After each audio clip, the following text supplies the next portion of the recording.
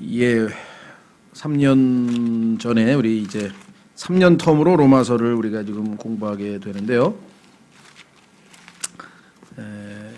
우리 신학원에서 지금 중간에 우리 이우진 형제님이 가르치던 그 복음 전파라든가 교회사, 그다음에 세대적 진리, 또 성경 본문 비평 등등을 포함한 이러한 여러 가지 그 보완 과목들은 여러분들이 그 신학원 홈페이지를 들어가서 좀 보완을 하시고요.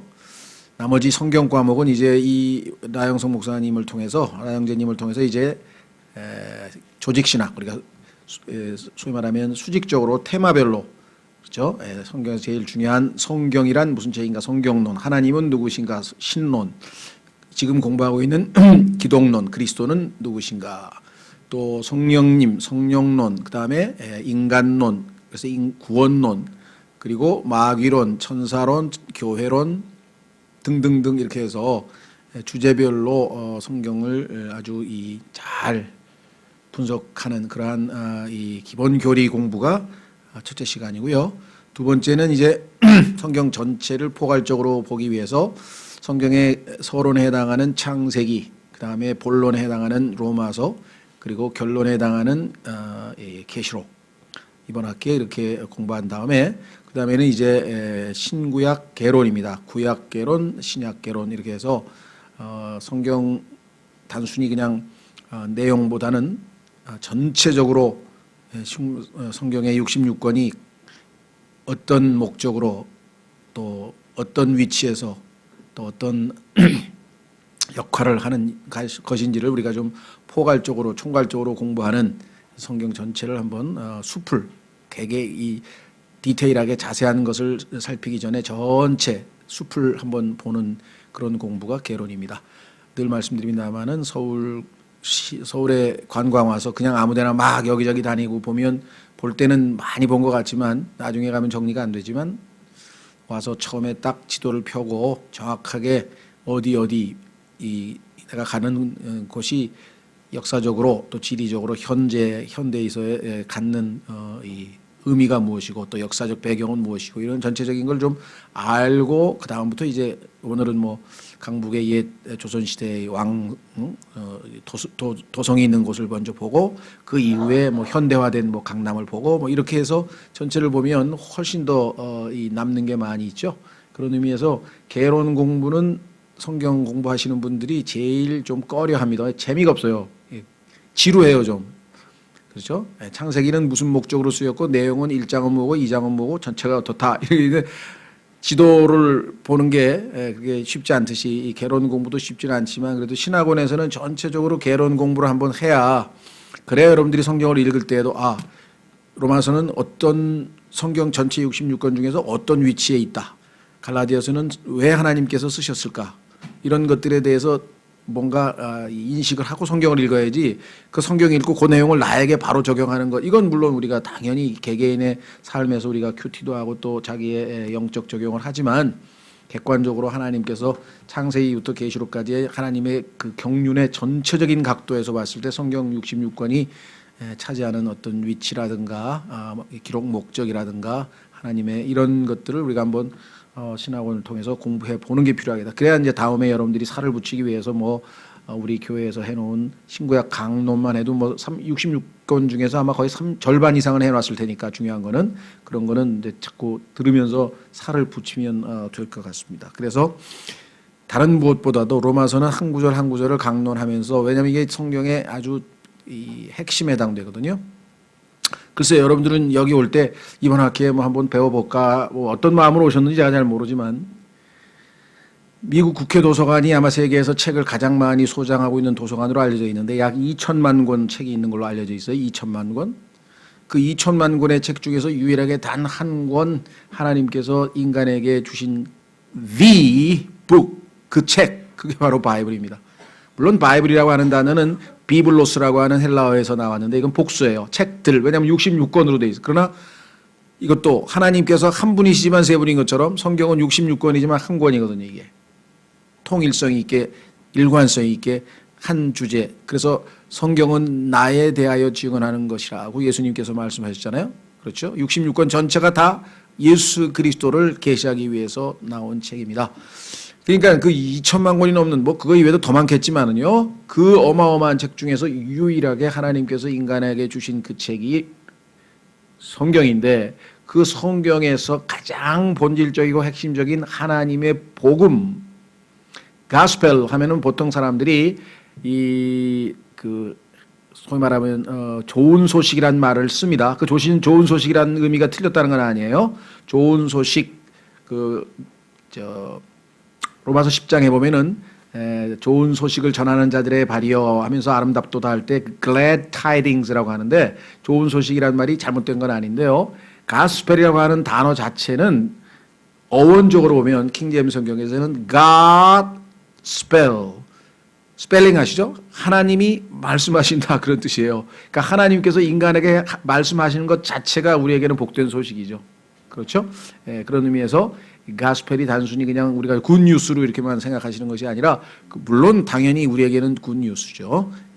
그래서 자, 그 하나님의 복음이라고 하는 주제를 다루고 있는데 그 중에서도 놀랍게도 하나님의 의가 복음의 주제입니다. 그래서 복음에는 하나님의 의가 믿음에서부터 믿음까지 계시되어 있다라고 성경 전체의 로마서의 주제가 바로 하나님의 의. 왜? 그것이 복음 안에 들어있다고 했기 때문에 그렇죠.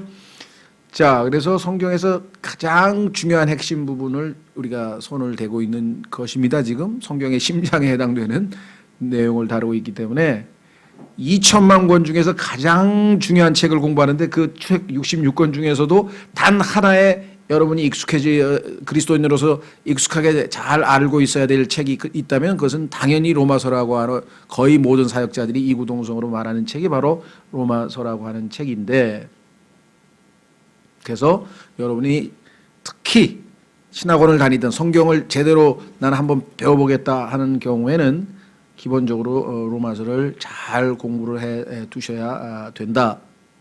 그렇죠? 그래서 여러분에게 이미 공부를 하신 분도 계시겠지만 이번 기회에 다시 한번 새롭게 도전해 보시면 좋을 것 같아요.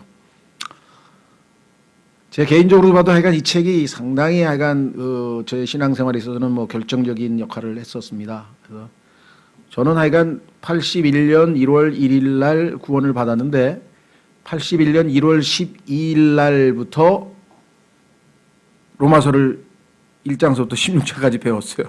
그러니까 뭐 그때는 뭘 알고 배운 게 아니겠죠. 왜냐하면 그 제자 훈련 코스에 그게 들어있었기 때문에 배우게 됐었는데 그 이외에 뭐 다른 테마들도 배웠습니다만은.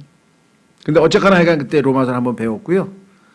그 다음에 한 3년 후에 제가 유학 한 3년쯤 지난 후에 그러니까 그때 처음으로 로마서를 가르쳤어요. 청년부에서. 모 교회 청년부에서 그때는 이제 교재가 있었어요. 그래서 교재를 따라서 우리가 이렇게 질문 나오고 답도 달고 하는 방식으로 해서 어쨌거나 하여간 로마서를 한번 청년부에서 가르칠 기회가 있었고 그 이외에도 하여간 계속해서 이 로마서와 인연을 맺어 왔는데 여러분들이 인터넷을 뒤져보면 로마서와 관련된 책이 500권 정도 나와 있습니다. 그 중에서 보면은 이제 막 학문적으로 막 좀 어렵게 접근한 책도 한 200권 되고요. 그 다음에 뭐 유명한 목사님들은 하여간 로마서에 대해서 주석 안 쓴 사람이 없어요. 뭐 한때 좀 유명했던 전병욱서부터 시작해가지고 박영선 목사님도 그렇고 뭐 마틴 로이드 존스 같은 분은 20권을 썼으니까 500페이지짜리 20권을 로마서를 썼으니까 그거는 아마 한국 분 중에서 다 읽은 사람은 많지는 않을 것 같은데 하여간 뭐 어마어마한 책입니다. 그리고 제가 아는 그 다녔던 교회의 목사님도 로마서를 한 수요일 날 강해를 했는데 한 번 할 때 한 절 내지 두 절 해가지고 20년 동안인가 뭐 해가 강해하신 5년인가 죄송합니다. 한 절서 한 번 할 때 한 절 내지 두 절 하니까 5년 내내 로마서 가지고 수요를 하는데 저도 그때 한 3년 중간에 들어가서 이제 들었던 기억이 나요. 그래서 야 이래가지고 이거 언제 다 하나 했던 기억이 나고 그만큼 이 로마서는 한 단어 한 단어를 놓칠 수가 없는 아주 어마어마한 내용들이 아주 컴팩트하게 꽉 알차게 들어가 있어서 하자면 뭐 성경 전체를 다 뒤져서 마틴 로이드 존스처럼 모든 성경 66권을 다 로마서에서 집중해서 끌어다가 그 설명을 하다 보니까 뭐 정말 안 다루는 주제가 없이 모든 걸 다 다뤄야 돼요. 그렇게 하면 그렇게 될 수도 있고요. 그러나 이제 우리는 또 시간 한계가 있고 적절한 게 14번에 걸쳐서 90분간 해서 우리가 한 구절 한 구절 보지만 필요한 중요한 것들을 볼 수 있다 그랬습니다. 저도 약간 로마서 한 10번 이상 가리키면서 그때마다 다양하게 하나님께서 꼭 새로운 책들을 보여주셔서 제가 전에는 이런 것도 누가 다른 분들이 발견해내지 못한 것들을 다른 분들이 이렇게 하나씩 둘씩 더하여 주셔서 그때마다 약간 다행히 너무 새로웠어요. 이런 거는 옛날에 여태까지 많이 봤어도 본 적이 없는데 그런 것들도 많이 들어있고요. 그다음에 좀 확실치 않았던 것들이 더 선명하게 이렇게 이해되는 부분도 있었고 여전히 또 약간의 논쟁의 대상이 되는 부분이 있습니다. 좀 이따 이제 보겠습니다만은 이제 로마서 2장 1절서부터 15절까지를 유대인이 죄인이라는 것을 입증하는 것으로 보느냐 아니면 이방인들 가운데서 좀 선한 도덕론자들의 대상이냐 그래서 그 대상에 대해서도 조금 약간 견해가 다른 경우가 좀 있고요. 그래서 하여간 어차피 우리가 하나님께서 허락하신 범위 내에서 때로는 약간의 의견 차이나 논쟁 이런 것들이 있을 수 있습니다. 그래서 우리가 다 알 수는 없기 때문에 제한된 범위 내에서 하나님께서 가르쳐 주시는 대로 하고 또 확실하지 않은 부분은 또 그 다음 기회에 하나님께서 허락하실 때까지 또 우리가 기다리고 이렇게 했으면 좋겠습니다. 자, 그래서 일단요. 로마서 1장 1절서부터 4절까지 오늘 본문을 한번 읽어보겠습니다. 우선 하나님의 말씀을 읽고 그 다음에 나누어드린 프린트를 통해서 오늘 개요만 좀 설명을 하고 본문 자체는 자세한 강론은 우리가 아마 다음 주부터 할 것 같은데요. 자, 로마서 1장 1절서부터 4절까지 보면은요. 로마서 1장 1절서부터 4절까지 우선 본문을 읽겠습니다. 하나님 말씀. 예수 그리스도의 종 바울은 사도로 부르심을 받아 하나님의 복음을 위해 구별되었는데 이 복음은 그분께서 자신의 대언자들을 통하여 거룩한 성경 기록들의 미리 약속, 이 미리가 중요하죠. 그래서 보통 대언보다는 예언이라고 번역하기 좋겠다 얘기를 하죠. 미리 약속하신 것으로 자신의 아들 예수 그리스도 우리 주에 관한 것이라. 그분께서는 육체로는 다윗의 씨에서 나셨고 거룩함의 영으로는 죽은 자들로부터 부활하심으로써 하나님의 아들로 권능 있게 밝히 드러나셨느니라. 자, 우선 여기까지 말했습니다. 자, 나눠드린 로마서 개요를 한번 먼저 보도록 하겠습니다. 아까 얘기한 것처럼 전체를 한번 숲을 좀 훑고 그 다음에 이제 구체적으로 들어가는 게 더 도움이 되겠죠. 뭐 로마서 공부할 때 우리가 늘 첫 번째로 얘기하는 것 중에 하나가 우리 올해가 이제 1517년에 마틴 루터가 10월 31일 그 독일에 있는 비텐베르크 예배당 정문에다가 95개 조의 반박문을 내걸고 종교개혁을 뭐 본인이 선포한 건 아니지만 역사적으로 볼 때 이제 그것이 종교개혁의 시발점으로 보는 그러한 위대한 역사가 일어났던 일인데 그 마틴 루터로 하여금 그와 같은 역사의 즉 종교개혁의 주연으로 만든 것은 바로 로마서 1장 17절 말씀이었다. 한번 확인해 보겠습니다. 이 말씀이 마틴 루터에게 구원을 가져다 준 말씀이고 그 말씀이 종교개혁에 불을 지폈다. 로마서 1장 17절 복음에는 하나님의 의가 믿음에서 믿음까지 계시되어 있나니 이것은 기록된 바 의인은 믿음으로 살리라 함과 같으니라. 그래서 의인은 믿음으로 살리라 이 말씀으로 인해서 루터가 자신이 행위로 선행으로 고행으로 하나님 앞에 나아가려고 하는 율법의 행위가 무기력하다는 사실을 알고 복음을 받아들인 위대한 역사가 일어났었습니다. 그리고 뭐 다양한 얘기가 있습니다만은 두 번째로 로마서와 관련지어서 유명한 또 다른 뭐 일화보다는요, 뭐 일화도 할 수 있고 우리가 성경 역사에 기독교 교회의 역사에 있어서 정말 이렇게 회자되는 누구나 다 잘 알고 있는 또 우리가 유명한 이야기는 그것은 1738년입니다. 1738년에 5월 24일인데 저녁 9시 15분 전, 그것도 다, 그 다음에 런던에 있는 엘더스 게이트라고 하는 한 장소가 있어요. 거리 이름이 엘더스 게이트인데 거기에서 성경 공부 모임이 있었는데 얼마 전에 미국의 선교사로 다녀왔던 요한 웨슬리가 거기에 아주 뭐랄까 자발적으로 간 게 아니라 그냥 어떻게 하다 그냥 할 수 없이 가기 싫은 거를 가게 된 그 역사적 기록이 나오는데 그때 그 요한 웨슬리가 거기에 참석했을 때 누군가가 마틴 루터가 쓴 로마서 주석의 앞부분, 즉 서문을 읽고 있었어요. 낭독하고 있었어요.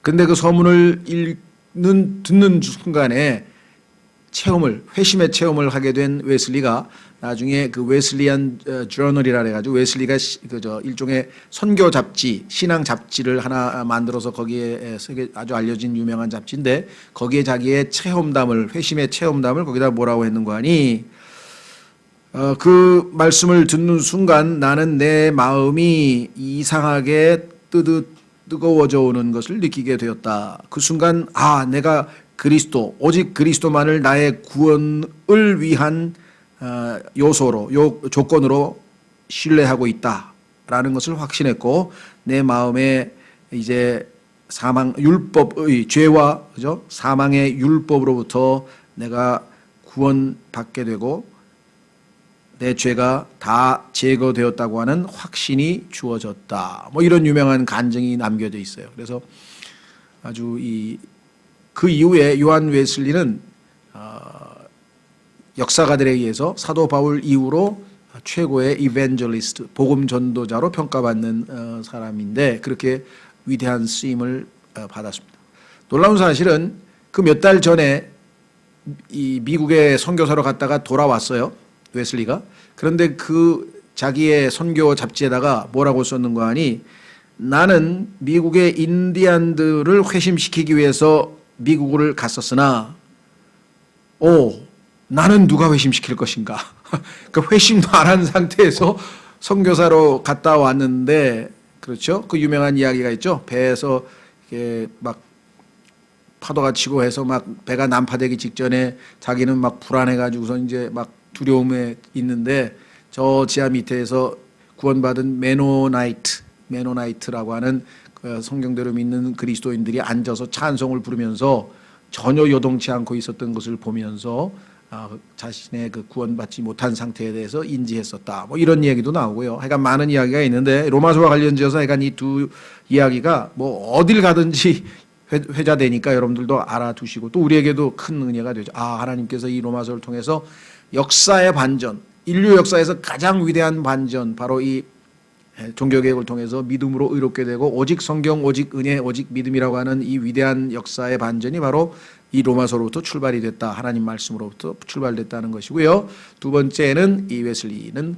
영국의 소위 말하는 명예혁명, 그러니까 프랑스는 유혈혁명이었습니다. 프랑스 혁명 여러분 아시죠? 지난번에 뭐 레미제라블도 보면 어마어마하게 아주 피를 많이 흘리고 이렇게 정말 뭐 어떤 인류 박애 뭐 이런 정신을 되찾자, 뭐 인간성을 되찾자 뭐 이랬는데요. 영국의 경우에는 웨슬리의 복음 전파로 인해서 완전히 국가가 아주 새롭게 변화됐는데 복음에 의해서 회심한 사람들에 의해서 변화가 돼서 피를 흘리지 않고 명예혁명이 일어나게 된 것으로 이렇게 알 수가 있습니다. 그만큼 웨슬리의 부흥은 대영 제국의 아주 위대한 영적 변화를 가져온 사건으로 아주 역사에 있어서 뭐 가장 유명한 사건 중에 하나고요. 또 하나는 바이블 빌리버들은 이 어거스틴을 별로 그렇게 높이 평가를 안 합니다.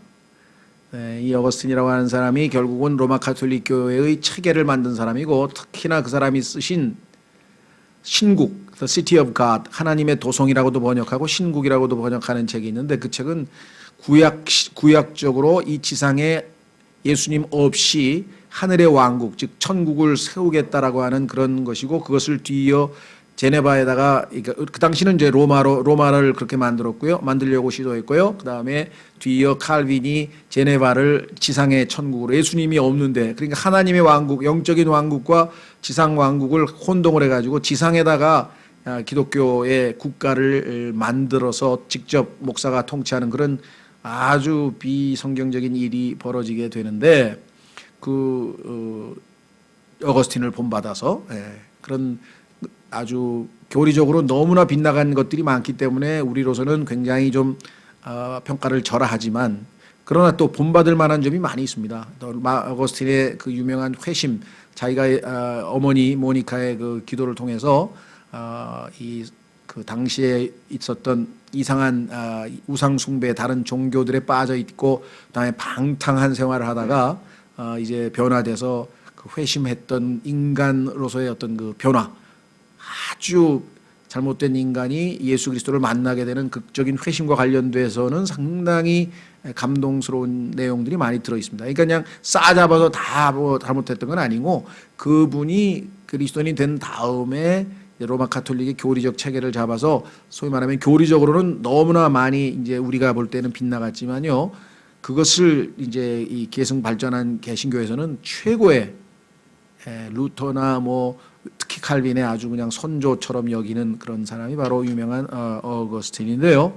그 어거스틴이 타락해서 방탕하게 있을 때 하나님께서 아이들이 그 외치는 소리를 듣고 변화됐다라고 하는 그 성경 구절도 굉장히 유명합니다. 그러니까 이것도 상식적으로 그냥 알아두세요. 로마서 13장으로 가면 어거스틴은 이 말씀을 듣는 순간에 회개하고 하나님 품으로 돌아와서 구원받게 됐다라고 하는 그 간증 기록이 있습니다. 아이들이 막 가면서 이 성경 구절들을 외칠 때 이 성경 구절이 마음에 확 와닿았다 이런 말이죠. 11절, 로마서 13장 11절.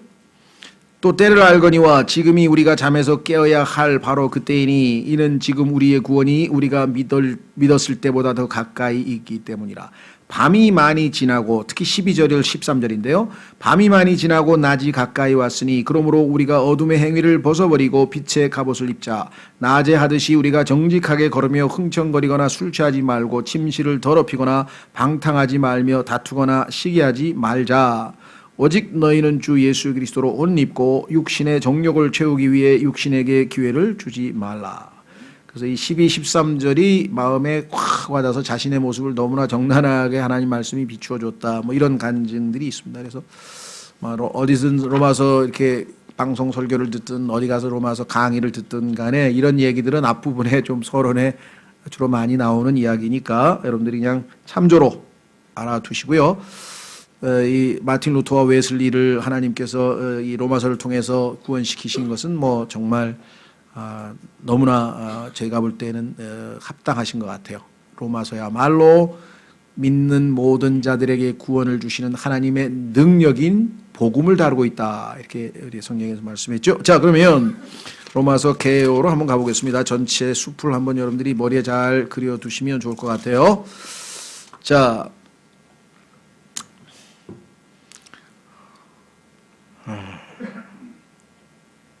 로마서 개요. 우선 도입 부분은 여기 1절서부터 17절까지인데요. 첫째는 인사말입니다.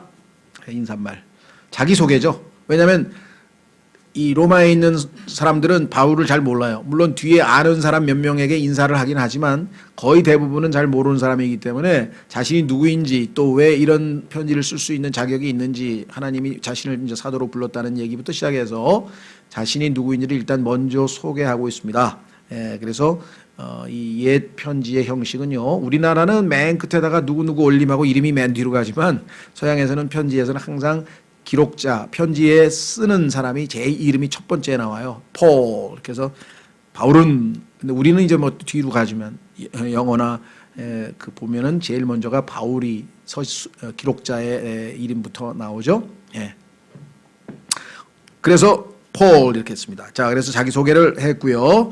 그 다음에 1장 8절에서 17절까지는 이 로마서를 기록하게 된 동기, 이유, 왜 기록하는지, 그 배경이 무엇인지 이것을 설명해 줍니다.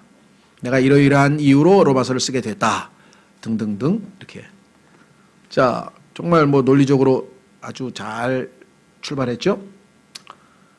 성경 66권 중에서 가장 논리적으로 체계적으로 하나님의 복음을 설명하고 있는 책이 로마서입니다.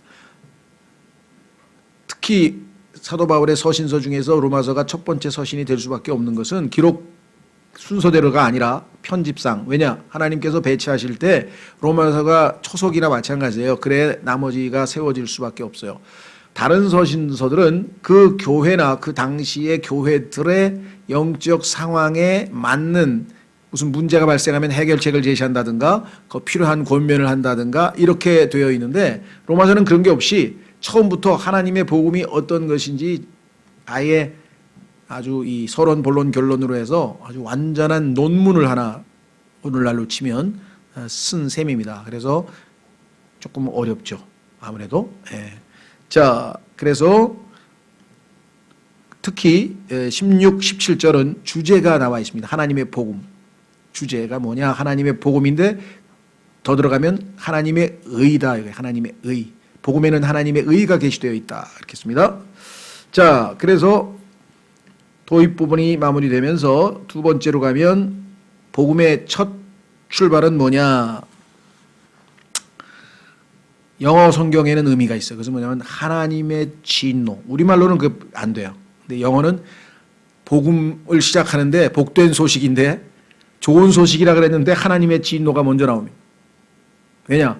복된 소식이 되려면 하나님의 진노 아래 놓여 있는 자신을 발견해야 그 진노로부터 자신을 건져주기 위해서 하나님의 아들이 인간의 몸을 입고 와서 자신의 생명을 내어줬다고 하는 그 사건의 가치를 이해할 수 있다는 거죠.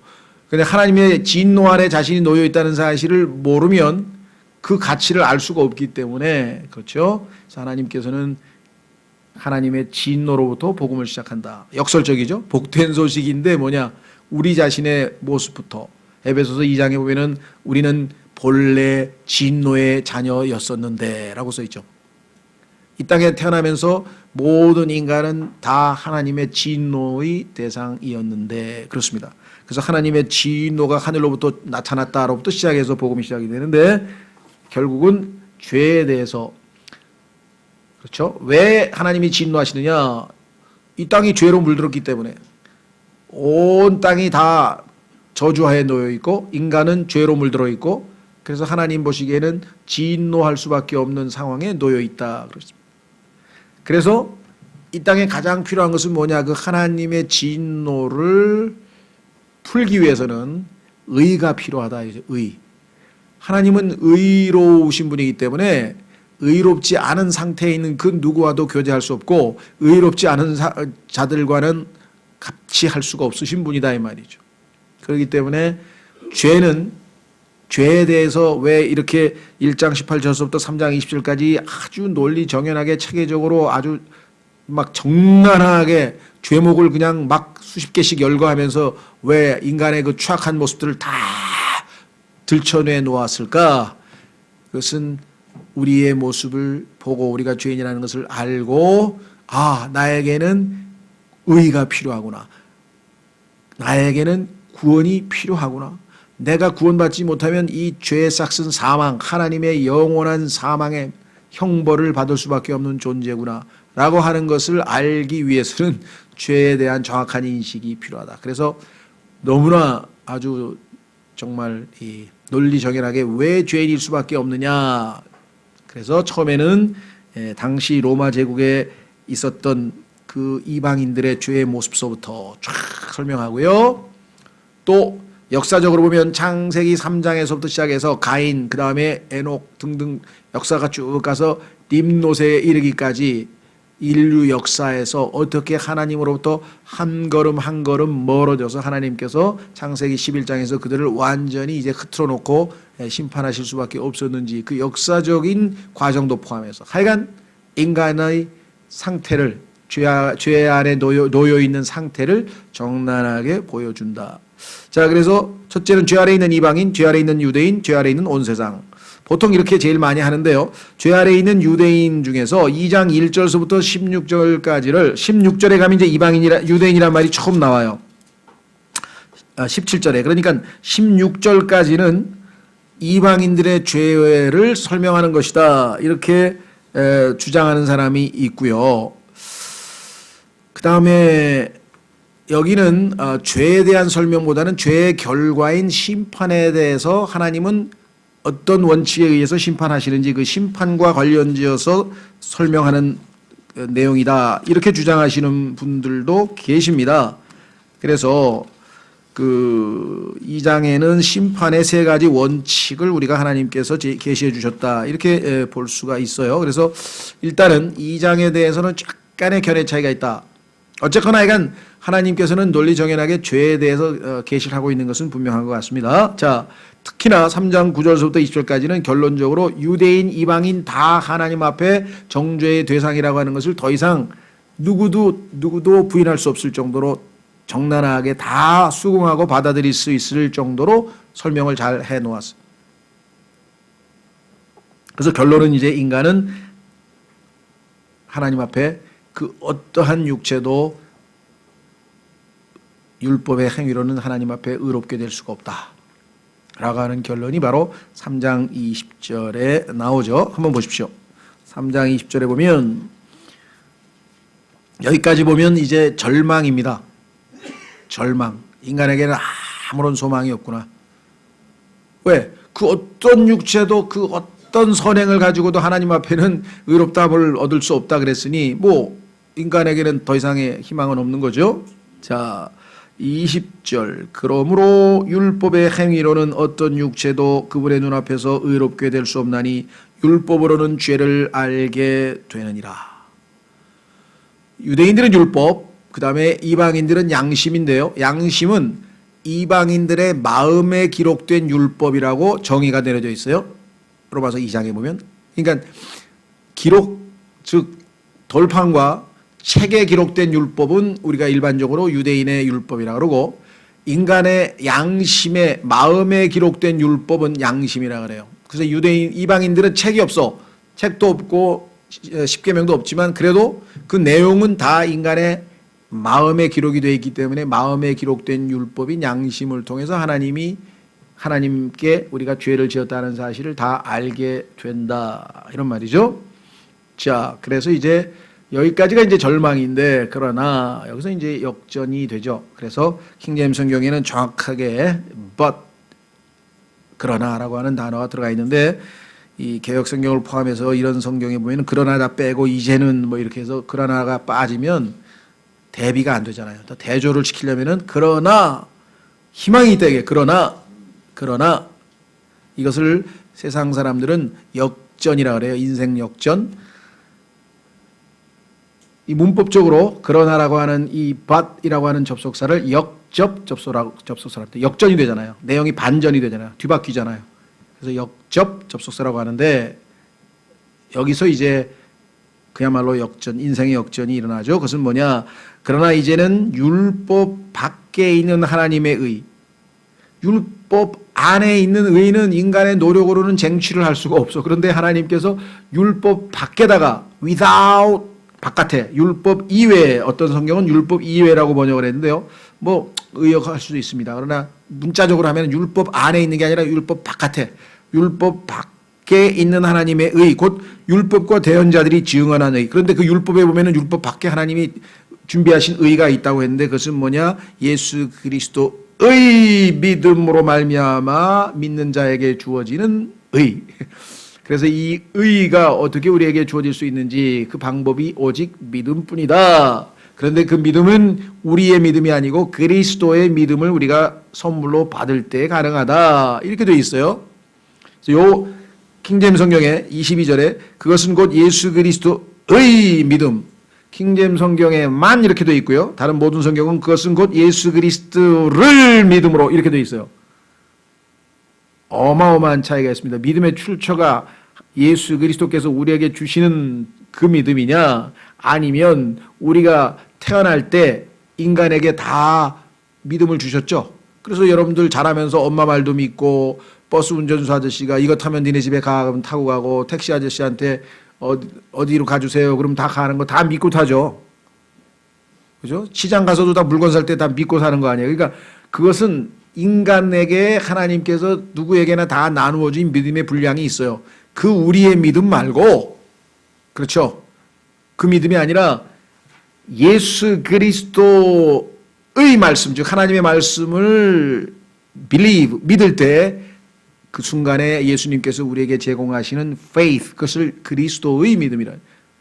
그 믿음을 우리가 받으면 그 믿음은 예수 그리스도께서 창시자이시고 예수 그리스도께서 완성자이시기 때문에 하늘나라에 갈 때까지 우리는 우리의 믿음 약함, 나약함 없음을 고민할 필요가 없는 것이죠. 자, 그런 의미에서 킹제임스 성경에서는 정확하게 예수 그리스도의 믿음, 킹제임스 성경이 아니면 이것을 설명을 할 수도 없고 이해할 수도 없고 그렇습니다. 자, 그래서 예수 그리스도를 믿는 믿음이라고 할 때는 전치사 have faith in God. 갈라디아서에 보면은 faith 다음에 전치사 in이 나오면 내가 예수님을 믿는 것이고요. faith of Jesus Christ 다음에 예수님의 믿음을 내가 선물로 받는 것이고요. 그 두 가지를 일부러 성경에서 구분해 놨어요. 자, 그래서 출처는 일단 창시자는 누구냐? 예수 그리스도예요. 그래서 예수 그리스도의 믿음이야. 그 믿음은. 자, 어쨌거나 이건 중요한 거는 율법 밖에, 율법으로는 저주가 우리에게 임하는데 율법 밖에 있는 의를 믿음을 통해서 얻을 수 있다. 그것을 자세하게 설명, 좀 어렵습니다. 왜냐하면 구약의 그 쉬운 자, mercy seat, 그다음에 뭐 우리말로는 쉬운 자라고 옛날 개혁 성경에 돼 있는 것 같고 우리말은 긍휼의 자리라고 우리 성경에서는 번역이 돼 있고, 그러니까 하나님께서 그 지성소에서 두 이 그룹이 마주보는 가운데 그 이 언약궤 위에 장소를 우리가 이 mercy seat라고 그러는데요. 바로 그것을 설명하면서 그것과 연관지어서 설명하면서 왜 예수 그리스도의 피를 믿어야만 구원이 가능한지를 설명하고 있습니다. 그래서 로마서 3장서부터 5장 11절까지인데요. 5장 21절까지인데요. 구원, 의가 전가됨. 그러니까 의는 하나님께서 우리에게 거저 전가시켜서 우리가 받는 것이지 우리의 노력으로 힘으로 행위로 쟁취되는 것이 아니다. 자, 그래서 3장 21절에서 31절까지 칭의를 설명합니다. 여기 지금 제일 중요한 핵심 중에서도 또 핵심이에요. 계란으로 치면 이게 노른자에 딱 해당되는 건데 왜 어떻게 하면 우리가 의롭게 되는지를 설명해 놨기 때문에 이거를 모르면 구원을 못 받는 거잖아요. 구원을 받는 방법을 가르쳐 주는 거 아니에요. 그렇죠? 예. 그래서 이게 가장 핵심 중에 핵심인데 여기에 보면은 이제 화해 헌물 아까 얘기했던 바로 그 mercy seat의 개념도 들어가 있고 왜 하나님께서는 의에 이렇게 어떻게 보면 좀 집착하시는지 그 이유도 그러니까 여러 가지 집중적으로 우리가 공부해야 될 내용이 바로 이것입니다. 그 다음에 칭의를 표현한다. 아브라함의 예, 또 다윗의 예를 들어서 4장에 보면은 그 예가 잘 나와 있고요. 신구약 다 믿음으로 이렇게 구원받는 내용이 나오고 그 다음에 5장 1절에서 21절은 칭의를 체험함 이렇게 얘기했는데요. 조금 그 구분해서 보면은 5장 1절에서 11절까지는 칭의의 결과물이에요. 예수님을 믿고 의롭게 됐더니 나에게 뭐가 생겼냐? 하나님과 누리는 화평도 있지. 그 다음에 믿음으로 은혜로 언제든지 하나님께 나아갈 수 있지. 영광 중에 소망이 있지. 환난도 기뻐할 수 있지. 인내도 배울 수 있지. 뭐 하여간 어마어마한 축복들이 하나님이 칭의로 인해서 우리에게 주어지는 영적인 축복들을 1절서부터 11절까지. 그래서 성경에서 가장 밝은 내용들만 들어있어서 야, 내가 이런 축복을 누리게 됐구나. 거저 의롭게 돼서 그렇게 된 내용들이고요. 그 다음에 12절서부터 21절까지는 나중에 이제 보겠습니다만은 여기 또 이제 성경에서 전체 숲을 볼 수 없는 사람은 이제 난의 구절이에요. 성경에서 가장 난의 구절 중에 하나가 로마서 5장 12절서부터 21절까지인데 왜냐? 아담하고 그리스도하고 계속 비교하는 내용이 나오는데 한 7, 8가지를 비교합니다. 그 차이를 알아야 돼요. 왜 하나님께서는 아담과 이브를 그렇게 예수님을 그렇게 비교하느냐? 비슷한 내용이 고린도전서 15장에 하면 또 나옵니다. 그래서 아담과 그리스도와의 차이를 대조를 해서 잘 이해해야 복음 전체를 이해할 수 있어요. 왜? 우리는 예수님 믿기 전에 구원받기 전에 아담 안에 있다가 구원받은 후에 그리스도 안으로 옮겨왔거든요. 그러니까 아담과 그리스도의 차이를 모르면 복음을 이해를 못한단 말이에요. 이해가 되시겠죠? 예. 그래서 창세기 5장에 보니까 아담의 세대들의 책이라. 구약 전체가 아담의 세대들. 근데 그 세대들은 다 뭐예요? 죄인들이고 다 죽는 거예요. 그런데 신약 성경은 예수 그리스도의 세대에 관한 책이라. 예수 그리스도의 세대는 복수가 될 수가 없어요. 왜? 안 죽어. 제너레이션 죽고 그 다음 세대 2세, 3세, 4대. 그렇죠? 우리 보면 족보에 보면 저도 뭐 70, 무슨 파이간 73대 뭐 이런 그게 없어요. 예수 그리스도의 세대는 왜? 안 죽으니까. 그래서 복수로 안 돼 있고 단수로 돼 있어. 예수 그리스도의 세대 딱 하나 죽지 않는. 자, 그래서 이 두 가지를 이해하지 못하면 복음을 잘 설명할 수 없다. 그래서 이제 그 부분은 따로 나중에 이제 좀 설명을 하고요. 그 다음에 이제 거듭난 하나님의 자녀가 돼서 칭의를 얻었는데, 그렇다면 의롭게 된 그리스도인은 어떠한 삶의 원리에 따라 살아야 되느냐. 과거에는 세상의 뭐에 따라 살았죠? 기초 원리. 골로새서 2장에 보면은 철학과 세상의 기초 원리에 따라 살았는데, 의롭게 된 사람들은 세상의 기초 원리를 따라 사는 게 아니라 이 말이죠. 그렇다면 그리스도인이 살아야 될 영적 원리가 무엇인지를 설명하는 게 6장, 7장, 8장이에요. 그러니까 6장, 7장, 8장을 잘 이해하고 이해 안 되면 삶에서 실패하고 다시 한번 도전하고 해서 완전히 자기 것이 돼서 숙달이 돼야 자연스럽게 그리스도인 예수님의 누가복음에서 사신 것처럼 살아가실 수가 있어요. 그 원리를 잘 몰라놓으면은 계속 헛발질을 해요. 조금 뭐 그리스도인처럼 사는 것 같더니 다시 초등 원리로 돌아간다 이 말. 자, 확인해 보겠습니다. 골로새서 2장. 여기가 이제 또 어떤 의미에서는 이것을 뭐라고 얘기하냐면요. 로마서 1장서부터 5장까지는 죄인들을 위한 복음이라고 해요. 죄인들을 위한 복음. 그렇죠? 그런데 로마서 6장, 7장, 8장은 그리스도인을 위한 복음이라고 해요. 그리스도인을 위한 복음. 그런데 그 복음의 핵심이 뭐냐? 우리를 대신해서 예수 그리스도가 죽었다. 그게 죄인들을 위한 복음이에요. 죄인이 죽어야 되는데 예수님이 죽었어. 그런데 믿는 자들, 즉 그리스도인들을 위한 복음은 뭐냐? 예수님이 죽을 때 너도 옛사람이 죽었다. 아까는 주어가 예수님이 죽었다가 죄인들을 위한 복음이라고 한다면 그리스도인들을 위한 죽음은 옛사람, 너는 이제 새 사람이 됐는데 옛사람은 죽었으니까 걱정하지 말고 새 사람답게 살아라. 그 간단한 원리인데 워낙 옛사람하고 친숙하게 지내다 보니까 어떤 사람은 30년, 어떤 사람은 40년, 어떤 사람은 50세에 구원받은 사람은 50년 동안 옛사람하고 친하게 지내다 갑자기 그냥 새 사람처럼 살려니까 그게 쉽지가 않단 말이에요. 그렇죠? 육신에 익숙해 있던 사람이 갑자기 영적인 삶을 살기라고 하는 것은 힘들어요. 아무리 한국에서 영어 잘해도 미국 가가지고 보니까 이게 어색하지, 처음에 가니까. 그렇죠? 예. 아니, 누군가가 미국에 갔는데 햄버거를 시켰대, 햄버거. 근데 그 웨이트리스, 그러니까 햄버거 그저 하는 그 주문 받는 여자가 What's your name?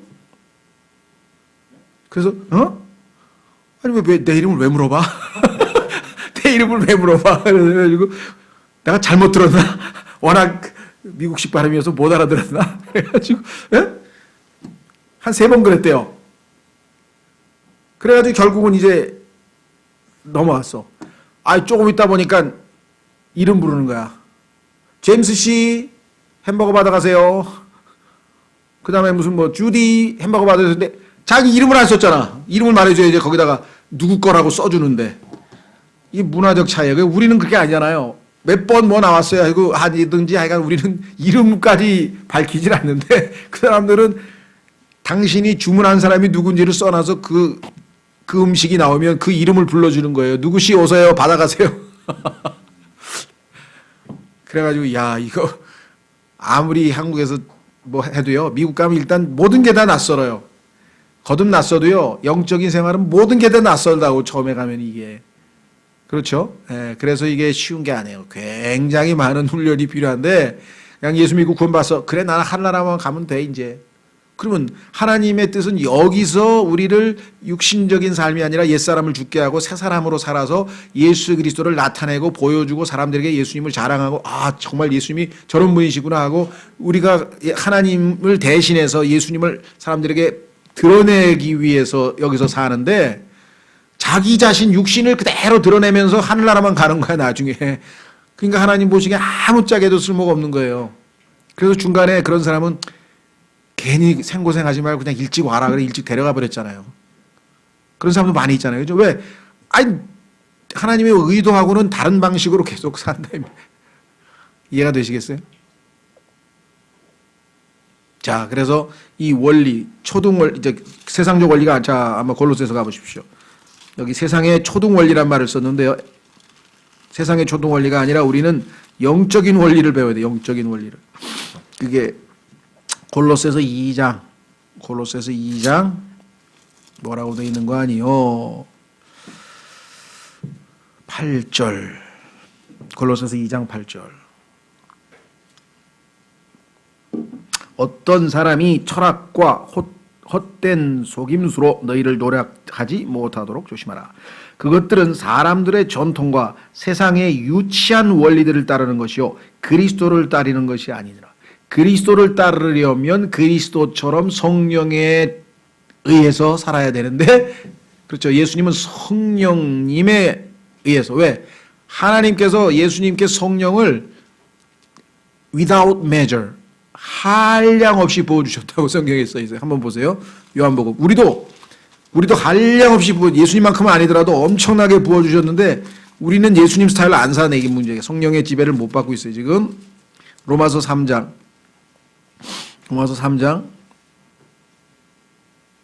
34절 로마서라 그랬죠. 요한복음 3장 죄송합니다. 요한복음 3장 34절 하나님께서 보내신 분은 하나님의 말씀들을 말하나니 이는 하나님께서 그분에게 성령을 한량 없이 주시기 때문이라. 우리도 원하면요 한량 없이 막 생수의 강이 그냥 넘치도록 주시는데 이 성령의 지배를 못 받고 우리는 육신의 지배를 받기 때문에 그래서 이 로마서 6장, 7장, 8장의 원리를 일단 잘 배워둬야 돼. 이해를 일단 해야 돼. 실천은 못하더라도 머리 이론 뭘 알아야 될 거 아니에요. 그런데 이 로마서 6장, 7장, 8장이 낯설어요. 들으면 맞는 것 같기도 하고 아닌 것 같기도 하고 이게 익숙해지기까지는 한참 걸립니다. 한참 걸려요. 그래서 지난 여름 수련회 다시 한번 이제 우리가 6장, 7장, 8장 했는데 모르겠어요. 어떤 분은 37년 그리스도인 생활에서 제가 오늘 처음 뭔가 야 이거구나 하고 감이 좀 왔대. 그런 분이 간증을 하시더라고요. 저한테 와서. 또 두 분은 부부가 아우 진짜 좀 애매하고 희미했는데 많이 밝아졌어요. 그렇게 얘기를 하시더라고요. 그러니까 이 원리가 들을 때 조금 알 것 같아요. 근데 이게 조금 지나면은요 완전히 내 것이 안 되면 다시 또 원점으로 돌아가 버려요. 그래서 하여간 이 로마서 6장, 7장, 8장 한마디로 우리가 성화라고 하는데요. 의가 분배되는 거예요. 아까는 의가 필요한 거죠. 그 다음에 의가 전가됨. 의가 필요했는데 의가 전가됐잖아요. 예수님이 죽고 예수님의 의를 우리에게 하나님이 전가시켜줬잖아요. 바꿨잖아요. 근데 이번에는 전가돼서 우리 안에 들어와 있는 의가 우리의 내면 안에서 완전히 쫙 디스트리뷰션 돼가지고 완전히 젖어야 돼. 하나님의 의로 젖어서 의로운 삶이 저절로 자연스럽게 나올 때까지. 예? 완전히 스타일이 그냥 그렇게 영적인 그렇죠? 고린도전 3장에서 스피리추얼맨이 될 때까지 스피리추얼한 그것으로 의가 우리 안에서 분배가 돼야 돼요. 디스트리뷰션 쭉 하나님의 말씀으로 계속 양육되고 세워지는 것이죠. 자, 그래서 의가 분배되는데요. 첫째는 그리스도 안에서의 새로운 지위 6장, 육신 안에 있는 새로운 문제. 이게 이제 달리 표현하면요. 그리스도 안에 있는 새로운 지위, 새 사람인데 옛사람, 즉 우리의 죄의 몸이 죽었다. 그걸 깨달아야 돼요. 두 번째는 우리는 또한 옛사람이 율법에 대해 죽었다. 죄에 대해 죽었다. 거기서 끝나면 안 돼요. 그러면 죄 안 짓는 걸로 그게 목적이 아니야. 목적은 하나님을 향해 사는 게 목적이거든요. 그런데 하나님을 향해 살 수 있는 에너지가 하나도 없어. 그걸 사망이라 그래요. 그래서 사망의 몸이야. 그러니까 6장은 죄의 몸을 다루고 있고 7장은 사망의 몸을 다루고 있어요. 죄는 너무나 당연하고 쉽게 죄를 져요. 우리가 죄의 몸이기 때문에. 그런데 하나님을 향해서는 사망의 몸이야. 전혀 힘을 못 써. 그래서 이 죄의 몸, 사망의 몸을 십자가에서 못 박아버리시고, 그렇죠? 죄에 대해서는 반응하지 않고 하나님께 대해서는 언제든지 반응할 수 있는 그러한 새로운 사람으로 살아가는데, 이러한 사람이 바로 성령을 따라 사는 것이다. 그게 8절에 나오죠. 8장 성령 안에서의 새로운 능력 이렇게 나와요. 자, 이건 뭐 해당 부분에 나올 때 또 자세히 공부를 하겠습니다. 그러니까 이 부분이 이제 정말 우리 그리스도인에게는 복된 소식이다. 왜? 내가 죄인이었을 때는 그리스도께서 나를 위해 죽었다. 복된 소식. 그리스도인이 된 다음에는 너의 옛사람은 십자가에 못 박혀서 그리스도와 함께 죽었다. 너도 죽었다. 그리스도가 죽었다. 첫 번째 복음. 너도 그리스도와 함께 죽었다. 두 번째 복음. 이 복음이 잘 이해가 안 돼서 이제 신앙생활에 이걸 이해하지 못했기 때문에 광야에서 40년 동안 뺑뺑 돌다가 결국은 요거 깨닫고 들어간 갈렙과 여호수아 빼고는 다 헛발질하다 끝내버린 인생을. 너무나 많은 그리스도인이 신앙생활을 돌고 돌다 이게 결국은 맛을 못 보게 돼요. 왜? 육신을 내려놓고 십자가를 지고 주님과 함께 가기 전에는, 십자가를 주님과 함께 지고 가기 전에 절대로 알 수 없는 원칙이기 때문에 그렇습니다. 다섯 번째. 주권. 자, 원래대로 하자면요. 의가 분배되고 6절에 가서 분배됐으니까 이제 실천하면 되잖아요. 그러니까 6번에 의가 실천함으로 가야 정상적이에요. 그렇죠? 논리적이에요. 그런데 갑자기 중간에 9장, 10장, 11장이 일종의 삽입절로 들어가 있어요. 여기에 이제 하나님의 영원한 계획, 마스터 플랜이 여기에 또 들어가 있어요. 이걸 이해를 못하면 또 단순히 그냥 나의 구원으로 그쳐요. 하나님은 나의 구원으로 그치는 게 아니잖아요. 그죠? 주님의 몸된 교회를 세워서 하나님의 뜻을 완전히 실천해야 되는 것이 하나님의 뜻인데, 그래서 로마서 9장, 10장, 11장을 하나님께서 집어넣으셔서 하나님의 모든 계획을 우리에게 알려주십니다. 자, 확인해 보겠습니다. 사도행전 20장에 가면은 바울은 예수님 믿고 너 죄 안 짓고 기쁘게 살고 헌신해서 살고 복음 전도 많이 하고 그리고 나중에 상 받아라, 이렇게만 하면 간단한 것 같은데, 그 이외에 하나님께서 영원 전부터 영원 후까지의 모든 어마어마한 하나님의 계획들을 다 설명해 놨는데, 아이고 그렇게 복잡하게 신앙생활해요. 그냥 예수 믿고 죄 안 짓고 헌신해가지고 뜨겁게 전도하고 그 다음에 하늘나라 가서 상 많이 받고, 그럼 됐지. 그런데 하나님은 그렇게 스케일이 작으신 분이 아니거든. 어마어마하게 하나님은 놀라운 계획을 가지고 계시기 때문에 그 하나님의 모든 계획을 다 알려주고 싶으신 거예요. 네. 자, 그래서 바울도 다 알려줬다 이렇게 얘기를 했죠. 자, 확인해 보겠습니다. 사도행전 20장 우선 21절 보시면, 우선 21절 그것은 뭐냐? 예수님을 아직 받아들이지 못한 사람들, 구원받지 못한 사람들에게 복음을 전할 때에는 두 가지 내용이 들어있습니다. 복음은 두 가지 내용을 전파하는데, 하나는 뭐냐? 21절 유대인들과 또한 그리스인들에게 하나님을 향한 회개를 안 전하고 예수님만 믿으면 됩니다. 이러면 절반만 전하는 거예요. 이게 잘못하면 엉터리 회심이 생길 수가 있어요. 하나님을 향한 회개와 우리 주 예수 그리스도를 향한 믿음을 증언하여노라. 복음을 전할 때에는 지금 가던 길로 가시면 안 됩니다. 돌이키셔야 돼요. 하나님께로 돌아오셔야 돼요. 그리고 예수님을 믿으셔야 돼요. 가던 길로 계속 가면 안 되죠. 극단적인 얘기했지만요. 미국의 시카고에 있는 조폭 두목한 사람이 목사회에서 회심했다. 그래가지고 막 신문에 났어요. 누구 그냥 유명한 깡패가 뭐 예수님 믿었다고 막 하는데, 얼마 있다 보니까 계속 조폭 두목을 하고 있는 거야. 그래서 목사가 가가지고 예수님을 믿으셨으면 이제 조폭 두목은 그만하셔야죠. 했더니 왜요? 아, 예수님을 믿으셨으니까. 아, 그럼 처음에 그 얘기를 하시지. 그럼 내가 안 믿었지. 그 얘기는 뭐냐면 회개에 대한 얘기를 안 회개해야 돼. 예수님 믿으면 좋은 일 벌어지고 마음 편하고 그냥 믿은 거예요. 그냥 돌이키셔야 됩니다. 지금 조폭 지금 하고 있는 그 죄악된 생활, 그 멸망의 길, 그 넓은 길에서 돌이켜서 하나님께로 와서 예수님을 믿고 이제 좁은 길로 주님을 따르는 새로운 새 삶을 살아야 됩니다. 이렇게 얘기를 해야 되는데 아무 얘기도 안 하고 예수님 믿으면 이렇게 좋은 일이 벌어집니다. 뭐가 잘 되고 뭐가 잘 되고 뭐가 잘 되고 막 그랬더니 아, 그렇게 좋은 건 나는 믿어야지. 이게 지금 위험스러운 거예요. 지금 전도지에도 보면은 하나님은 당신을 위해서 무슨 뭐 좋은 플랜을 가지고 계십니다. 막 긍정적으로 처음부터 나가면 안 돼요. 아, 물론 그게 다 틀렸다는 건 아니지만 적어도 성경에 보면은 로마서 1장 18절에 The wrath of God, 하나님의 진노가 하늘로부터 나타났다. 그래서 당신은 지금 하나님의 영원한 진노, 그것의 결과는 영원한 고통이 있는 곳으로 당신의 운명은 정해져 있다. 그걸 아느냐? 왜 그런지 아느냐? 이거부터 가르쳐 줘야지. 아우, 예수 믿어야겠다. 큰일 나네. 엎드려서 예수님, 어우, 저 같은 자를 꼭 받아주세요 하고 이러고 나오는데 나중에 오늘날 복음 전하면 반대가 돼. 빌어, 우리가 제발 믿으세요. 믿으세요. 제발. 아니, 내가 빌어야 돼요? 그 사람이 예수님께 빌어야지. 나 좀 구원해 주세요 하고 빈 사람이 누구예요? 그냥 이거 막 구걸복음이 되는 거야. 구걸복음이 되면 안 됩니다, 이게. 그렇다고 해서 막 당신 이제 안 믿으면 그냥 쭉 하고 뭐 이렇게 막 과격하게 또 이렇게 하라는 소리는 아니에요. 이게 지혜가 필요한 거예요.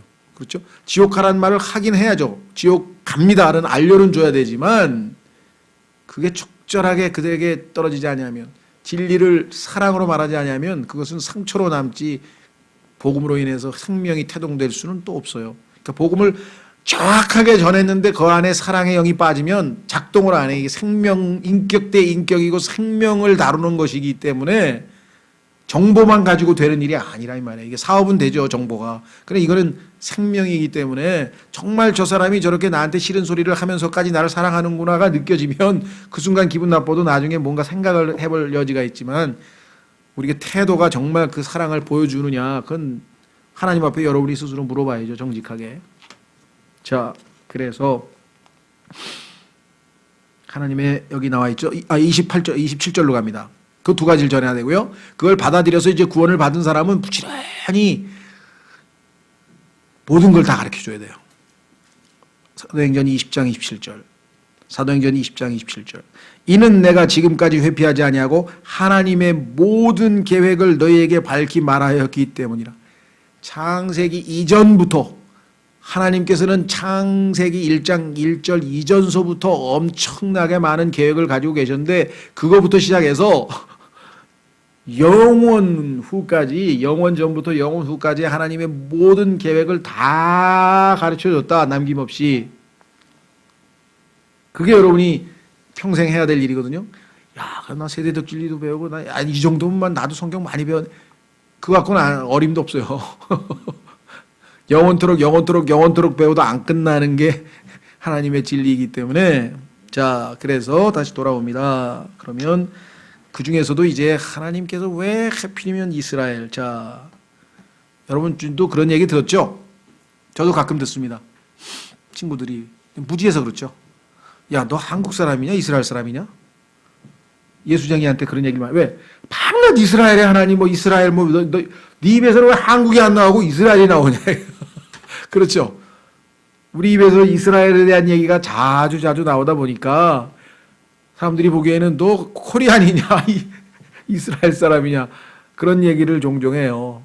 그거를 우리가 오해를 불식시키려면 하나님과의 이스라엘과의 관계, 그렇죠? 그 다음에 이 땅에 존재하는 다른 모든 민족들, 이방인들과 이스라엘과의 유대인들과의 관계, 유대인은 왜 하나님이 택하셨는가, 그들의 마지막 운명은 무엇인가, 왜 이스라엘은 지금 현재 히틀러의 뿐만 아니라 2000년 동안 그렇게 유랑민으로 그렇게 많은 박해를 당하고 그런데도 왜 안 죽고 여전히 없어지지 않냐고.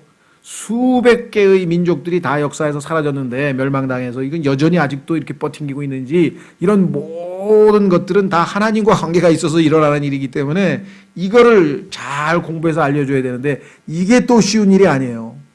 왜? 창세기 12장에서부터 공부를 다 해야 돼. 왜? 11장까지는 유대인이 없었어. 12장에서부터 하나님께서 이 땅에 있는 모든 사람들이 다 마지막 하나님께 반역하는 순간 1단계, 2단계, 3단계, 4단계 타락하더니 이제 집단으로 하나님께 항명을 해가지고 반역을 하는 바람에 하나님께서 인간을 다 제껴놓고 하나님의 계획, 그것을 바꿔 하나님의 경륜이라 그랬죠. 인간을 다루시는 하나님의 경영 방침을 바꾸셔가지고 이제는 모든 인류를 다 다루지 않겠다. 너희는 일단은 내가 제껴놔서. 왜? 성경의 로마서에 나와요. gave up, 넘겨줬다, 포기했다, 너 네 맘대로 살아. 그렇죠? 부모님들도 그렇죠. 예, 자식에 대해서 그냥 야단치고 뭐 별짓을 다 했는데도 말 안 들어. 나중에 네 하고 싶은 대로 해. 집을 나가든지 말든지. 그 상태가 된 거예요 지금 이 로마서 1장의 상태가. 그래서 이방인들은 네 맘대로 하고 나중에 내가 너희에게 한 민족만 샘플로 내가 교육시키겠다. 보니까 제일 숫자가 작아서 미미해가지고 얘네들이 크게 되면 사람들이 저 여호와 하나님이 도와주셔서 쟤네가 그런 거지. 쟤네들은 뭐 원래부터 아주 별 볼 일이 없는 민족인데 그 하나님이 역사하신 것을 인정하게 고를 수밖에 없는 제일 숫자가 작은 민족을 하나님이 뽑았다. 그 신명기 7장 7절에 써 있는 게 가장 미미한 민족 하나 딱 뽑아가지고 그 사람들과 관계 역사 속에서 하나님이 어떠하심을 계속 계시해서 하나님은 이러하신 분이구나. 하나님은 악을 싫어하시는구나. 하나님은 거짓을 싫어하시는구나. 우상을 싫어하시는구나. 하나님은 그렇게 우상을 숭배했던 사람들도 또 매를 때리고 해서 다시 고쳐가지고 다시 회개시키고 또 그러시는 분이구나. 그래서 하나님에 대해서 알려면 하나님이 어떠하신 분임을 알려면 할 수 없이 이스라엘과 하나님과의 관계에서 배울 수밖에 없게 돼 있다 이 말이에요. 그러니까 우리가 이스라엘이 우리하고 뭔 상관이에요? 그렇죠. 그러니까 하나님을 알고 싶은데 하나님께서 이스라엘과의 관계에서 하나님의 성품과 하나님의 능력과 하나님의 말씀 모든 걸 다 이스라엘과의 관계에서 계시를 해놨기 때문에 우리는 할 수 없이 하나님을 알려면 이스라엘을 공부할 수밖에 없다는 뜻이죠. 그런 거를 이해하면 마지막 순간까지 하나님께서 이스라엘과 하신 약속은 끝까지 철저하게 지키시는 분이시구나. 하나님은 신실하신 분이시구나. 이게 이제 로마서 11장 36절에 가면 나오잖아요. 그렇죠? 한번 부르시면 후회하심이 없으신 분이라는 말이 나오잖아요. 그런 것처럼 그러니까 이스라엘의 과거 그다음에 이스라엘의 지금 현재 이스라엘의 과거는 하나님과의 어떤 관계에서 어떻게 되는데 지금 현재 왜 전 세계에서 이리저리 쫓겨다니면서 비참하게 살고 있는지 그러나 그들이 과연 그렇게 영원히 비참하게 될 것인지 아니면 언젠가 회개해서 하나님께서 약속하신 대로 지상에서 최고의 국가로 즉 이방인 300개 나라 중에서 이스라엘이 탑 네이션으로 최고 국가로 만들어 주실 그날이 나중에라도 올 것인가? 온다 이거예요. 성경에 보면 나중에가 아니라 온다 이거예요. 그래서 나중에 보면은 모든 사람들이 예루살렘으로 다 지금은 유엔 본부 뭐 아니면 워싱턴으로 몰려들지만 그때는 예루살렘으로 다 몰려들어서 거기에서 모든 진리가 선포되도록 하나님께서 하시는 게 이루어지는 거죠. 그러니까 이스라엘을 주목하지 아니할 수가 없는 거지 우리는. 왜? 이스라엘이 아니라 우리는 하나님을 주목하기 때문에 이스라엘과 관련지어서 관심을 안 가질 수가 없다 이렇게 되는 거죠. 자, 그래서 이스라엘의 과거, 현재, 미래, 택하심, 거부, 구속 이거를 이해를 해야 하나님의 계획이 풀리는 거예요. 그렇죠? 네. 자, 그러면 이제 그 삽입을 넘어서서 이제 아까 원리를 배웠으니까 어떻게 됩니까? 예, 원리를 배웠으면 실천을 해야죠. 이론을 배웠으면 실행을 해야죠. 그렇죠? 예, 그래서 군대도 그래요. 가면 한참 설명해 준 다음에 지금부터 이제 싫어. 그냥 다 나와야 직접 해봐야죠. 직접 해보는 그걸. 자, 그래서 의를 실천함이 바로 나오는데 이것을 우리는 섬김 또는 다른 말로 하면 변화입니다. 변화. 성화 대신에 변화. 변화된 모습이 나와야 돼. 성화 다음에 변화라고도 우리가 한마디로 요약해서 할 수 있어요. 변화된 모습, 섬김. 그것은 뭐냐? 의를 실천함. 과거에는 불의한 일들을 하던 자들이 의로운 행실을 사람들에게 보여준다. 첫 번째 방식은 뭐냐? 우리 몸을 산지생물로 하나님께 내어드려서 헌신하는 것이고요. 두 번째는 권위에 순복하는 것이고요. 세 번째는 약한 자들에 대한 배려를 통해서 사랑의 법에 따라 사는 겁니다. 이제는 정글의 법칙이 아니고 경쟁의 법칙이 아니고 나 위주의 내가 나 중심적인 게 아니라 이제는 어리고 약하고 부족한 사람들을 먼저 돌보는 그러한 사랑의 법에 따라 사는 삶. 이것이 바로 14장 1절에서 15장 13절까지의 내용입니다. 자, 그리고 이제 드디어 결론으로 갑니다. 결론은 뭐냐? 사역에 대한 얘기입니다.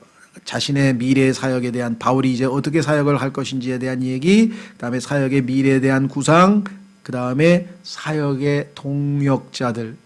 자, 로마서 15장으로 한번 가보세요. 로마서 15장으로 가면 아, 로마서 다 끝났네 라고 느낄 수 있는 표현이 갑자기 나와요. 아, 로마서 여기서 끝이구나.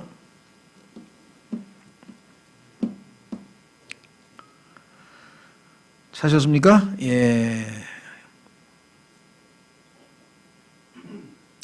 30절, 로마서 15장 30절부터 33절의 마지막 인사를 합니다. 형제들아, 이제 내가 주 예수 그리스도로 인해 성령의 사랑으로 인해 너희에게 간청하노니 너희는 기도 가운데 나와 함께 분투하며 나를 위해 하나님께 기도하라. 이 로마서 15장 30절은요, 제임스 낙스 형제가 이메일이나 무슨 서신 교환할 때 항상 맨 뒤에다가 쓰는 구절입니다. 기도 부탁을 하면서 기도해달라고. 그렇죠? 형제들아, 이제 내가 주 예수 그리스도로 인해 성령의 사랑으로 인해 너희에게 간청하노니 너희는 기도 가운데 나와 함께 분투하며 나를 위해 하나님께 기도하여 내가 유대에 있는 믿지 않는 자들로부터 구출받게 하며 또 예루살렘을 위하여 내가 섬기는 이 일을 성도들이 받아들이게 하고 내가 하나님의 뜻에 따라 기쁨으로 너희에게 가서 너희와 함께 새 힘을 얻게 하라. 이제 평강의 하나님께서 너희 모두와 함께 계시기를 원하노라. 아멘. 끝났잖아. 형식적으로 보면 편지는 끝나는데 놀라운 사실은 16장이 내가 갱그라에 있는 교회의 종 우리 자매 베베를 너에게 추천하노니, 그렇죠. 그 다음에 3절 나의 협력자들인 브리스길라와 아굴라, 그 다음에 5절 그들의 집에 있는 교회, 6절에 그 다음에 매우 사랑하는 에베네도, 그 다음에 6절에 많이 수고한 마리아. 다 평가를 하는 거예요. 자기가 알고 있는 형제 하나, 그 사람은 그리스도를 위해서 목을 내놓은 사람이고, 이 사람은 많이 수고한 사람이고, 이러한 사람이고, 저 사람이고. 우리 교회도 그렇잖아요. 예배 끝날 때 제일 먼저 밥 먹는 형제가 저 형제야. 부터 시작해서. 그런데 기가 막혀. 설교 때는 계속 졸았거든. 근데 끝나는 순간 벌써 밥 먹으러 제일 먼저 앞에 가 있어.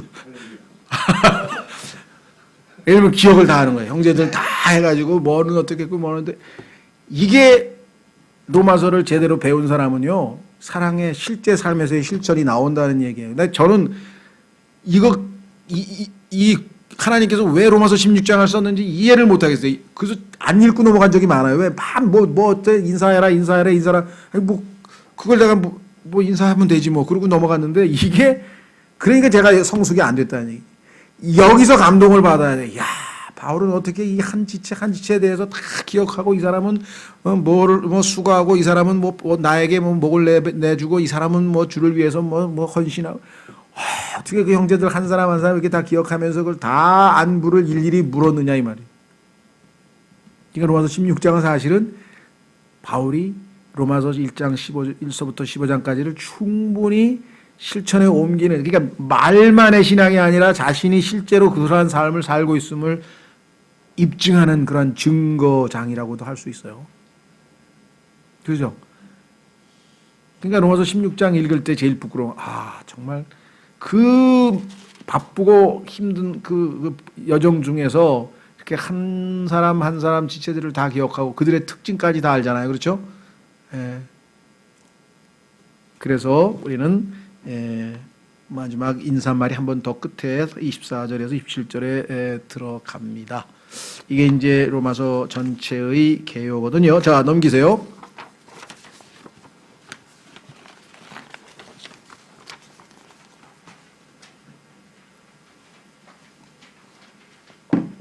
두 번째는 로마서의 중요성에 대해서요. 왜 중요하냐? 모든 그리스도인이 반드시 이해하고 있어야 할 한 권의 책이 있다면 그것은 바로 성경 66권 중 바로 로마서이다. 왜냐하면 첫째, 로마서는 교리적 진리를 제공하기 때문이다. 칭의, 의롭게 됨, 성화, 거룩하게 됨, 입양, 하나님의 자녀로 상속을 받을 수 있는 권리를 획득한다. 심판, 그리스도와 하나됨, 연합, 뭐 이거 이외에도 뭐 어마어마한 기독교 핵심 교리들이 여기 다 들어가 있어요. 근데 성경의 기록 첫 번째 목적이 교리잖아요. 교리와 그 다음에 두 번째가 책망과 바르게 함과 의로 교육하기에 유익하다. 이렇게 되어 있단 말이에요. 그러면 교리를 정확하게 배우고 나서 그 다음에 우리가 실용적인 실천적인 덕목 것들을 배워야 되는데 교리가 어렵다 보니까 그렇죠.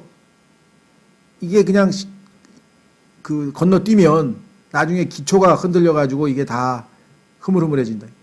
우리나라도 지금 수학, 물리, 화학 뭐 이런 기본 교육들은 막 엉성하게 넘어가고 맨날 그냥 응용과학 이런 것만 해가지고 실제로 우리가 제일 그 기초가 약하다는 얘기를 많이 듣죠. 우리 민족이 좀 그런 것 같아요. 신앙생활 때 교리 공부를 별로 좋아하지 않네. 그거 너무 골치 아파. 박수 치고 은혜 받으면 됐지. 연예인 간증 듣고. 그게 좋은 거야. 이렇게 돼버린다, 이게. 그러니까 목사들도 교리를 잘 안 배웠지만 자기가 조금 배운 교리라도 가르쳐 주고 싶어도 싫어하는데 어떻게 돼, 싫어하는데. 근데 싫어한다고 넘어가면 되나요? 싫어할수록 더 해서 어떻게든지 약간 가르쳐야지. 네? 그래서 이 교리를 공부한다. 두 번째, 로마서는 세대적 진리를 제공하기 때문이다. 하나님의 경륜, 하나님의 모든 마스터 플랜을 전부 다, 즉 지도까지 보여주기 때문에 우리가 딱 보고 그래, 그래서 이 뒤에 탁 북한산이 뒤에 있는 거기를 배경으로 해가지고 이게 왕궁을 거기다 세운 거구나.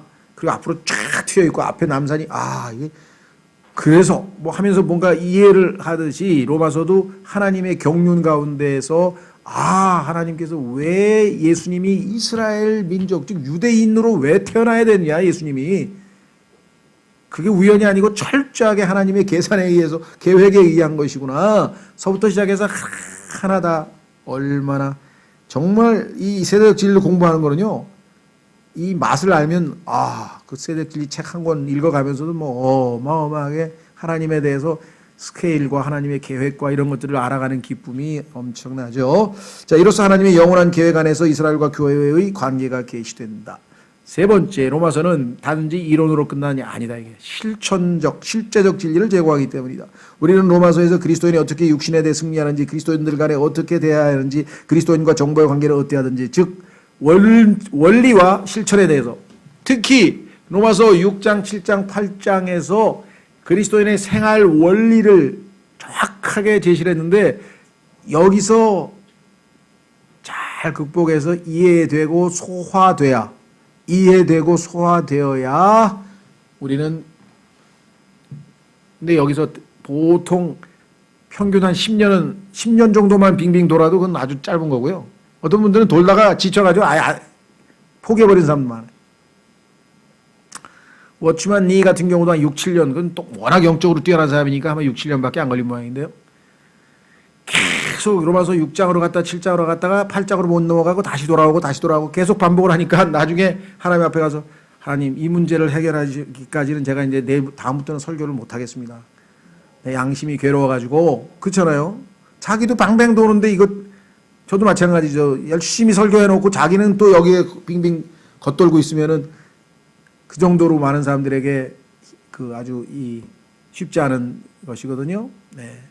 D.L. 무지도 마찬가지고요. 그러니까 허드슨 테일러도 그렇고 다 여기서 한 바퀴 그 광야에서 빙빙 안 돈 사람은 거의 없어요. 사실 광야는 필요 없었어요. 13일이면 갈 수 있는 건데 그 원리를 익히는데 그렇게 우리의 육신이 계속 방해하고 또 우리가 세상을 좋아하고 막 이러니까 계속 지지부진해가지고 전진이 안 되는 거예요. 전진이. 또 전진 좀 했다가 다시 돌아오고 아는 것 같다가 다시 미끄러지고, 그렇죠? 미끄러지고 다시 왔다가 이거를 너무나 반복하는 거예요. 그러나 하나님께서 어느 한순간 이거네.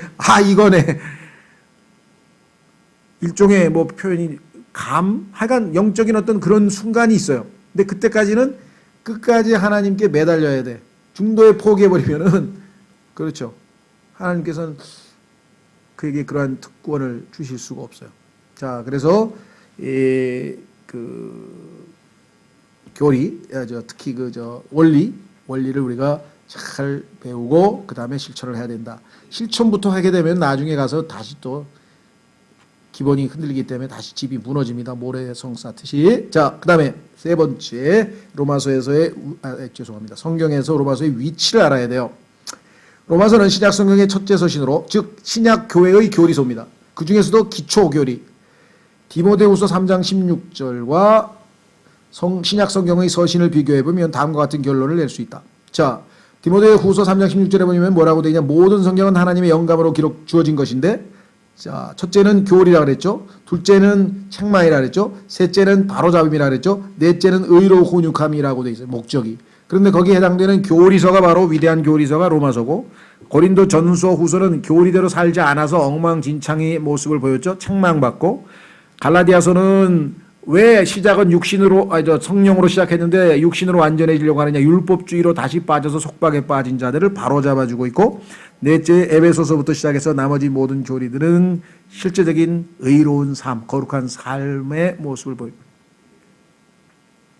그러니까 로마서는 정말 기초 중에 기초인데, 이거를 요즘에 오니까 그래도 상당히 한국의 목사님들 중에서도 상당히 잘 다루고 있는 책들이 여러 권 있더라고요. 그래서 내가 너무 감사했어요. 근데 너무너무 안타까운 거는 킹제임스 성경으로 안 했기 때문에 바로 알 수 있는 것을 잘못 알게 되는 내용들이 계속 나와요. 이게 정확한 올바른 성경으로 했으면 훨씬 더 정확하게 알 수 있을 텐데, 그게 아니기 때문에 막 두리뭉실 이상하게 넘어가는 경우가 있어요. 그래도 기본적으로 뭔가를 이렇게 보여주는 책들이 최근에 한 10여 권 잘 나왔어요. 그래서 내가 참 하나님께서 계속 그나마 감사하죠. 네, 그러나 정말 킹제임스 성경으로 이 로마서 한 단어 아까도 얘기했잖아요.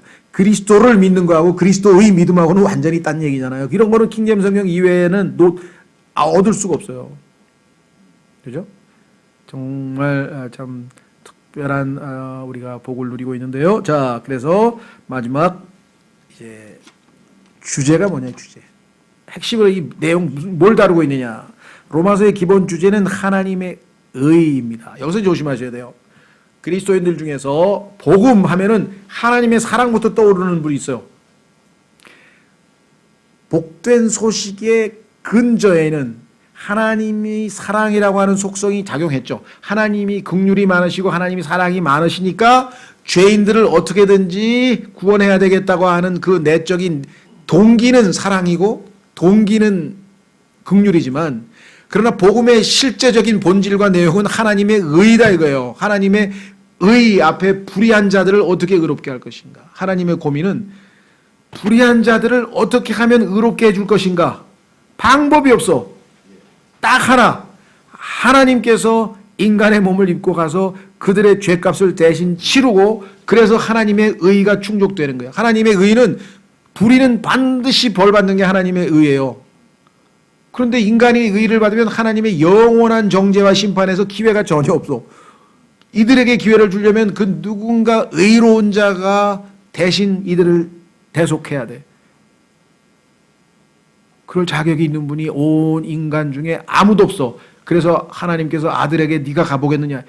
가겠다는 거예요. 왜? 아버지가 죄인들을 사랑하시는 걸 알기 때문에 아버지의 뜻에 순종하겠다는 거예요. 이곳에 왔어. 33년 반 동안 입증해서 죄와 상관도 없으신 분이고 죄를 짓지도 아니하시고 죄를 짓지도 아니하고 죄를 알지도 아니하고 죄와 상관도 없어서 33년 반 동안 완전히 유일하게 하나님께서 이 의인이 자신의 생명을 내주면 죄인들을 대속 구원할 수 있는 유일한 자격을 갖춘 인간이 예수 그리스도란 말이에요. 인간이신 예수 그리스도 이외에는 하나님께서 흡족하게 그래 내가 그 희생물을 받으마, 속죄 제물로 받으마, 그런 인간이 없다니까요. 왜? 다 죄인이니까 자기 죄값으로 죽어야 될 거 아니에요. 이해가 되세요? 왜 예수님께서 성경에서 죄를 알지도 못하고 죄와 상관도 없고 죄를 짓지도 아니한 분이라고 왜 이렇게 강조를 하시는? 그러지 않으면 예수님도 자격이 없는 거예요. 예수님이 죄를 지었다면 아무도 자격이 없다 이 말. 그런 의미에서 봤을 때 하나님의 의. 그래서 하나님은 십자가에서 자신도 의롭고 예수님을 믿는 사람도 의롭다 하실 수 있는 근거를 마련하셨다. 이게 아까 로마서 3장 21절에서 31절까지의 내용이다. 그래서 의라는 단어는 무려 40여 번에 걸쳐 나옵니다. 로마서에. 1장에서 3장은 의가 왜 필요한지, 3장에서 8장에서는 의를 하나님이 제공해 주신다. 9장에서 11장까지는 하나님의 의가 의를 왜 이스라엘은 거부했는가. 12장에서 16장에는 어떻게 매일매일의 삶에서 하나님의 의가 표현되고 나타나는가, 실천하며 살 것인가, 그래서 하나님께 영광을 돌릴 것인가, 이거란 말이에요. 그래서 로마서의 주제는 분명하게 복음에는 하나님의 의가 믿음에서 믿음으로, 의는 주제, 그 의를 얻을 수 있는 유일한 방법은 믿음, 의롭게 살 수 있는 방법도 믿음, 믿음에서 믿음으로, from faith unto faith. 그래서 예수님 구원받을 때 믿음 한 번이 아니라 그 이후에도 계속해서 우리는 믿음으로. 근데 중간에 믿음으로 안 하고 율법으로 하려고 했던 자들이 갈라디아 사람들이. 그래서 너희 시작은 성령으로 했는데 다시 육신으로 돌아가 하고 강력하게 바로잡아주는 내용이 나온다. 그렇죠. 예. 로마서 아직도 뭐 완전히 클리어하지는 않지만요. 이 하나님께서 전체적으로 그래도 숲을, 지도를 볼 수 있는 눈을 갖기까지 한 30년이 저도 걸린 거예요. 그 전까지는 뭔가는 알기는 아는데 디테일한 거 조금씩은 알아. 그리고 정보도 많이 있어. 근데 이게 전체적으로 뭐가 이렇게 잡히질 않는 거예요. 그죠? 그래서 계속해서 그래도 또 공부하고 또 가르쳐보고 이렇게 하는 와중에 이게 이제 알겠다. 물론 다 아는 건 당연히 아니죠. 그래도 조금 전체적으로 이제 숲을 보게 된 거죠. 그래서 다음 시간에 이제 구체적으로 1절서부터 읽어가면서 한 구절 한 구절 한 단어 한 단어 살펴보면서 우리가 이제 로마서의 공부를 진행하게 될 겁니다. 잠깐 기도하겠습니다. 하나님 아버지, 이제 주께서